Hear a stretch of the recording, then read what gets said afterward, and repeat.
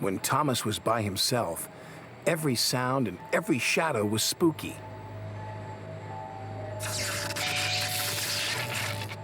He was beginning to feel very scared.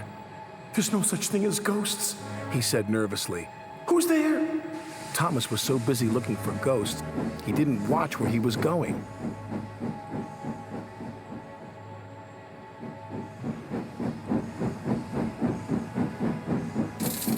The chains felt like ghost fingers. "Something's got me!" Thomas wheeshed and set off an old steam whistle. "The ghost whistle," said Thomas, and he raced away as fast as his wheels could carry him. "The ghost engine is after me!" "It was naughty of Thomas to tease you, Percy," said Duck. "He was only playing," said Percy. "I hope he hurries up. I wouldn't want him to be late for the fireworks." "He's after me!" "I don't think he'll be late," said Duck. Duck and Percy joined the other engines for the fireworks. "Where's Thomas?" Percy asked. "He'll miss all the fun."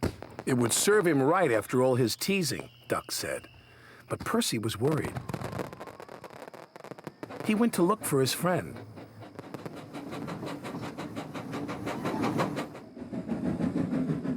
He found Thomas all alone in the shed. "Are you all right, Thomas?" he said. "Yes, I'm sorry I teased you, Percy," Thomas said. "Duck was right. We all feel scared sometimes." "And we all have to say sorry sometimes," said his friend. "So come on, Thomas. We can watch the fireworks just as well from here." And he was right.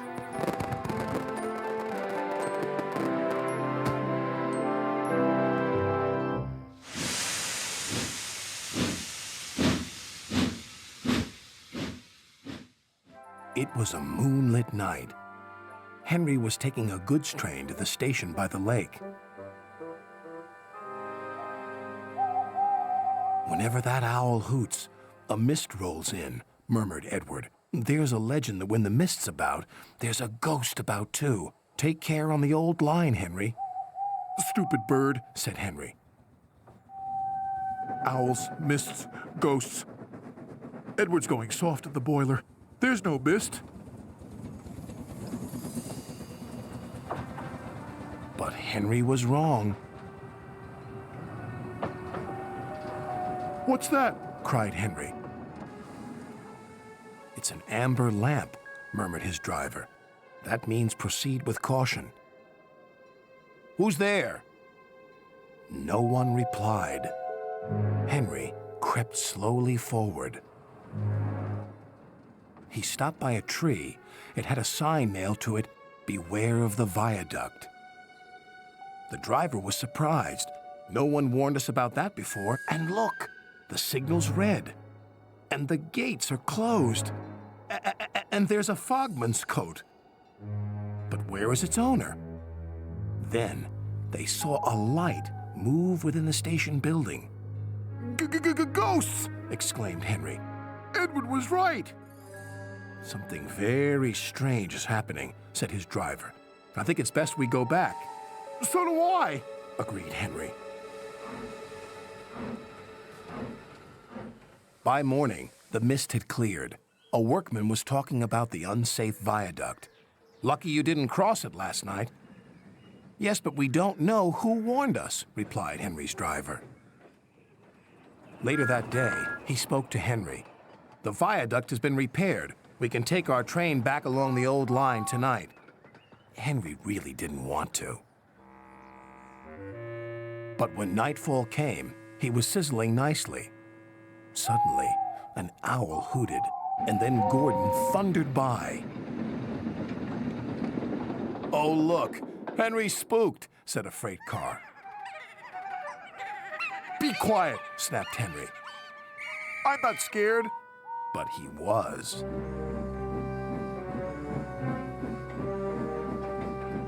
A little later, the fog came down. As they approached the same area, they saw the amber light again. "Here we go," said Henry's driver.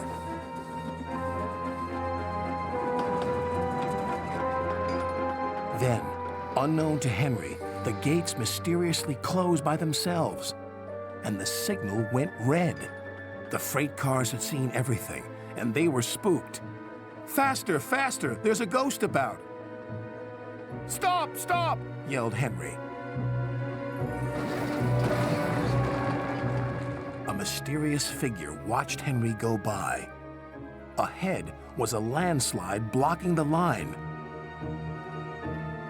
Henry braked hard, but the freight cars hit some of the rubble and plunged into the ravine.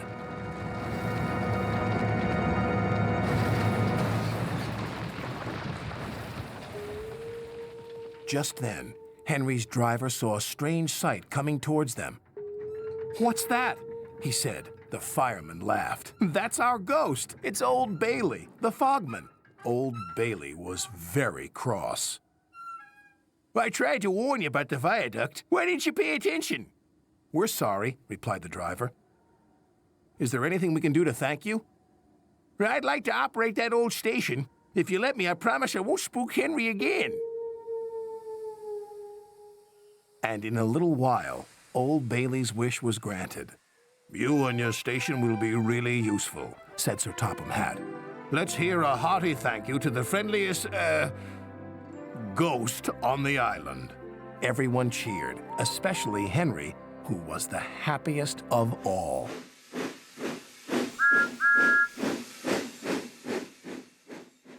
Thomas is a tank engine who lives at a big station on the island of Sodor. He's a cheeky little engine with 6 small wheels, a short stumpy funnel, a short stumpy boiler, and a short stumpy dome.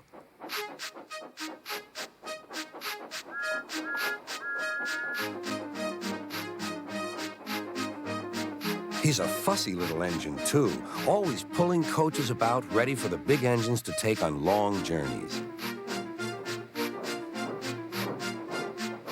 And when trains come in, he pulls the empty coaches away so that the big engines can go and rest.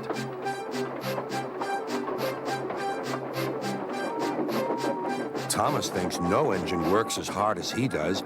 He loves playing tricks on them, including Gordon, the biggest and proudest engine of all. Thomas likes to tease Gordon with his whistle. "Wake up, lazy bones. Why don't you work hard like me?"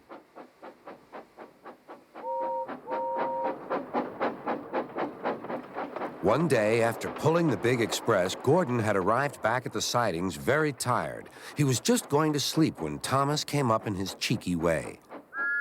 "Wake up, lazy bones. Do some hard work for a change. You can't catch me." And off he ran, laughing.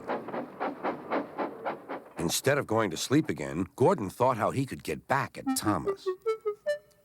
One morning, Thomas wouldn't wake up. His driver and fireman couldn't make him start. His fire went out and there was not enough steam. It was nearly time for the express. People were waiting, but the coaches weren't ready. At last, Thomas started. Oh dear, he yawned. He fussed into the station where Gordon was waiting. "Hurry up, you," said Gordon. "Hurry up yourself," replied Thomas.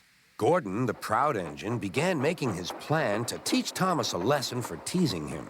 Almost before the coaches had stopped moving, Gordon reversed quickly and was coupled to the train. "Get in quickly, please," he whistled. Thomas usually pushed behind the big trains to help them start, but he was always uncoupled first. This time, Gordon started so quickly they forgot to uncouple Thomas. Gordon's chance had come.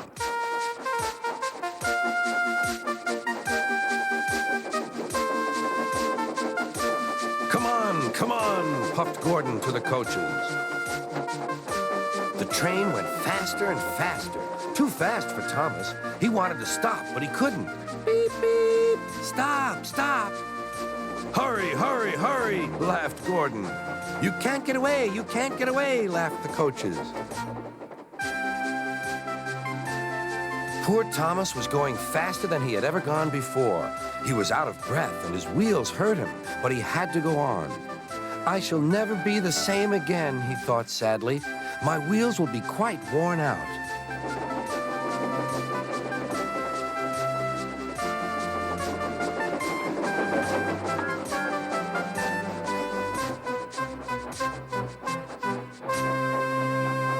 At last, they stopped at a station.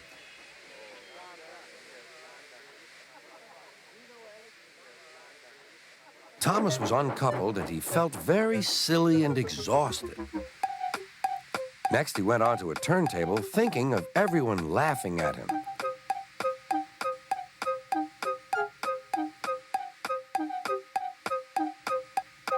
And then he ran onto a siding out of the way. "Well, little Thomas," chuckled Gordon, "now you know what hard work means, don't you?" Poor Thomas couldn't answer. He had no breath. He just puffed slowly away to rest and had a long, long drink.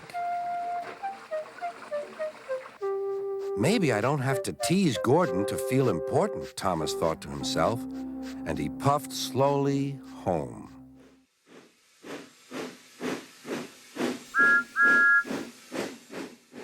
Thomas and Percy are good friends, but sometimes Percy teases Thomas about being frightened, and he doesn't like that at all. One evening, he was dozing happily, but Percy wanted to talk. "Wake up, Thomas. Are you dreaming about the time you thought I was a ghost?" "Certainly not. Anyway, I was only pretending to be scared. I knew it was you, really." Percy went on teasing him. "I hope the guard leaves the light on for you tonight." "Why?" asked Thomas. "I quite like the dark." "Oh, really?" exclaimed Percy. "I am surprised. I always thought you were afraid of the dark. I wonder why."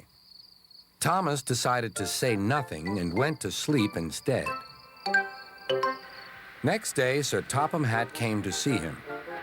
"I would like you to go to the harbor tonight. You have to collect something rather unusual." "What sort of something?" asked Thomas. "Wait and see," replied Sir Topham Hatt. Meanwhile, Percy was moving freight cars into a siding. Henry arrived with his goods train. The signalman changed the switches, and Percy waited on the siding until Henry had steamed by. Then there was trouble. "The switches are jammed," called the signalman. "I can't switch them back for Percy. The workmen will have to mend them in the morning. It's too late now." Said Percy's driver. "I'm sorry, Percy, but you'll have to stay here for the night." "Where are you going?" asked Percy. "Home for tea," replied the fireman. Percy was speechless. He watched as the other engines went home to the shed. Nighttime came, and Percy began to feel very lonely. "Oh, dear," he murmured, "it's very dark." Oh, what's that?" It was only an owl, but Percy didn't realize this. "Oh, I wish Thomas were here too," he sighed. Thomas was waiting for his mysterious load at the harbor. Suddenly, there it was. "Cinders and ashes," cried Thomas. "It's a dragon." "Don't worry," laughed his driver. "This dragon is made of paper. It's for the carnival tomorrow." Workmen lifted the dragon onto Thomas's low loader and put lights all round it for protection. Then Thomas set off into the misty night.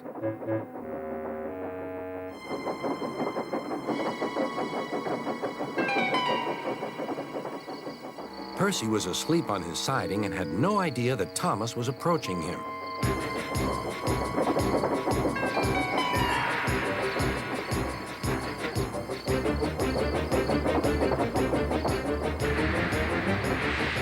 Percy woke up with a start. "Help!" cried Percy. "I'm not going to open my eyes until my driver comes." Next morning, the switches were mended and Percy puffed back to the junction. Gordon was just about to leave with the express. "You'll never guess what I saw last night." Gordon was in no mood for puzzles. "I'm a busy engine. I don't have time for your games." "I've seen a huge dragon. It was covered in lights." Gordon snorted. "You've been in the sun too long. Your dome has cracked." When the other engines heard the news, they laughed too. "Look out, Percy," chuckled James, "or the dragon may gobble you up." "No one believes me," huffed Percy. Maybe I did imagine the dragon after all. But Percy soon found out that he hadn't. "Help! Save me!" cried Percy. "It's all right," whistled Thomas, and he explained about the carnival. "By the way, how was your night out?" Percy decided to tell Thomas the truth. "Well, Percy," said Thomas, "maybe we do get scared sometimes, but if we're not afraid to tell each other, then that means we're quite brave, too."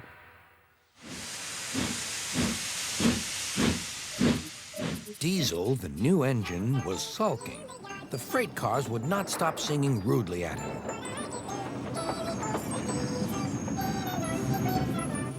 Duck was horrified. "Shut up," he ordered, and bumped them hard. "I'm sorry our cars were rude to you, Diesel." Diesel was still furious. "It's all your fault. You made them laugh at me."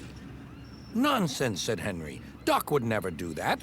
We engines have our differences, but we never talk about them to the cars.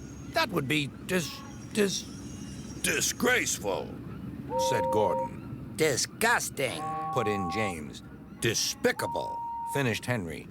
Diesel hated Duck. He wanted him to be sent away, so he made a plan. He was going to tell lies about Duck. Next day, he spoke to the cars. "I see you like jokes. You made a good joke about me yesterday. I laughed and laughed. Duck told me one about Gordon. I'll whisper it. Don't tell Gordon I told you." And he sniggered away. "Ha, ha, ha!" guffawed the cars. "Gordon will be cross with Duck when he knows. Let's tell him and get back at Duck for bumping us." They laughed rudely at the engines as they went by.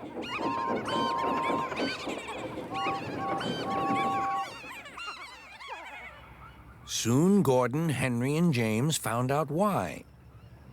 "Disgraceful," said Gordon. "Disgusting," put in James. "Despicable," finished Henry. "We cannot allow it." They consulted together. "Yes," they said. "He did it to us, we'll do it to him, and see how he likes it."